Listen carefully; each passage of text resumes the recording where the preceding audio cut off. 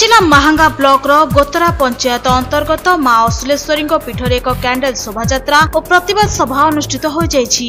Mahavir study circle गोतरा पक्षरु शिक्षाविद प्रद्युम्न कुमार बारिक अध्यक्षतार आयोजित ଏହି କାର୍ଯ୍ୟକ୍ରମରେ ସ୍ଥାନୀୟ ଅଞ୍ଚଳର ବହୁ ବୁଦ୍ଧିଜୀବୀ ଯୁବ ଛାତ୍ର ସାଧାରଣ ନାଗରିକ ଯୋଗଦେଇ ଚାଇନାର ବର୍ବର ଚିତ୍ର ଆତଙ୍କରାଜ ବିରୋଧରେ ଦୃଢ ପ୍ରତିବାଦ କରିଥିଲେ। ଭାରତ ବର୍ଷରେ ବୀର ଯବାନମାନଙ୍କ ବଳିଦାନ କେବେ ବ୍ୟର୍ଥ ଯିବନି ବୋଲି ବିଶିଷ୍ଟ ବ୍ୟକ୍ତିମାନେ ମତ ପୋଷଣ କରିଛନ୍ତି।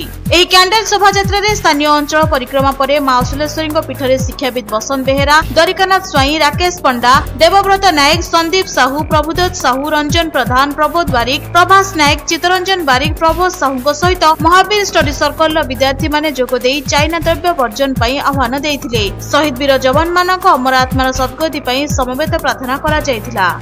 महांगारू हरिहर साहुंक रिपोर्ट, स्वस्तिक न्यूज।